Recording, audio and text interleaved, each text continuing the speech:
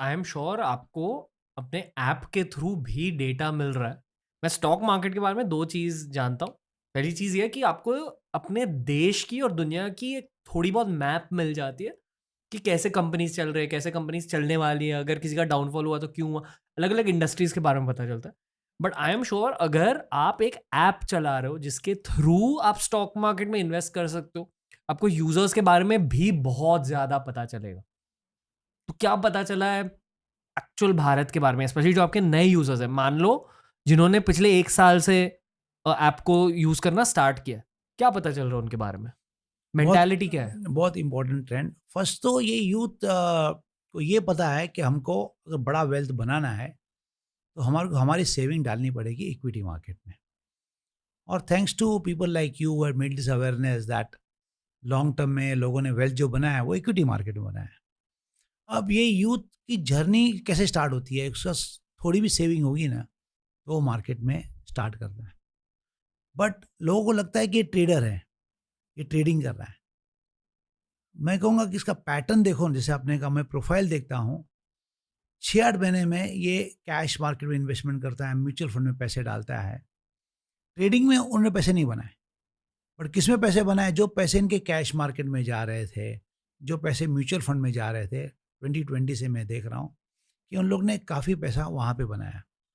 अब एक बार जब उनको पता चलता है कि यहाँ पे इन्वेस्टमेंट करने से हमको पैसे अच्छे मिलते हैं, तो लाइफ की जो सेविंग करेंगे ये नेक्स्ट 30 साल, ये कहाँ पे करेंगे? जहाँ पैसा बन रहा था।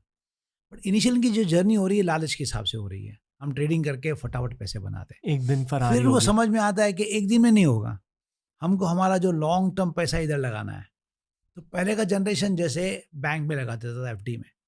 अब एफडी में लगाओगे 6% मिलेगा। इक्विटी में लगाओगे तो कंपनी 13-14% से ग्रो हो रही है तो उतना तो ग्रोथ मिलेगा, कभी-कभी ज़्यादा मिल जाएगा।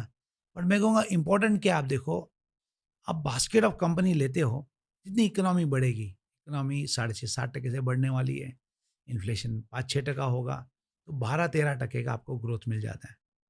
तो ये लॉजिक के हिसाब से आप पैसे लगाओगे, जो 30 साल में आपकी जो पूंजी बनेगी, काफ़ी बड़ी बनेगी।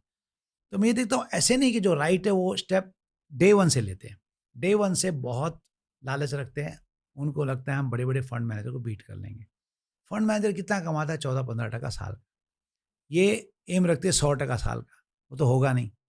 अब ट्रेडिंग करते हो तो ये ज़ीरो सम गेम है। एक हारेगा, एक जीतेगा। हारेगा कौन? कच्चा खिलाड़ी हारेगा। जो नए लोग हैं, वो समझते नहीं है ये। और उनके लिए ये भी इम्पोर्टेंट है समझने के लिए, कुछ आपने लॉस किया, ये इंस्टीट्यूशन की फ़ीस समझो। अब जो आप कमाओगे उम्र भर, it is because of this fees. तो ये पैटर्न में देखा, आते हैं बहुत एग्रेसिव ट्रेडिंग करते हैं, फिर धीरे-धीरे कैश मार्केट में डालते हैं, डिलीवरी लेते हैं, पोर्टफोलियो बनाते हैं, म्यूचुअल फंड लेते हैं। आप अभी भी खुद ट्रेड करते हो? Contrary to people what people believe, मैंने इक्विटी में पैसे नहीं डाले हैं। मेरे पैसे से मेरे बिज़नेस में ही लगे हुए हैं। हम्म। तो ऐसे एक हिसाब से मेरा पूरा पैसा इक्विटी में लगा हुआ है मेरे ही बिज़नेस में। जहाँ पे मैं ड्राइवर सीट पे हूँ, मुझे पूरा कॉन्फिडेंस है कि जो भी लॉस प्रॉफ़िट जो भी होगा, जो मेरे इन्वेस्टर मेरे साथ में इन्वेस्टमेंट कर रहे हैं, उनको ये कम्फ़र्ट है, ये आदमी सेफ्टी के लिए और कहाँ पे नहीं लगा रहा है। तो मेरी इन्वेस्टमेंट सब मेरी कंपनी में है। बाकी जो पैसे लगते हैं गाड़ियों में ही लगते हैं।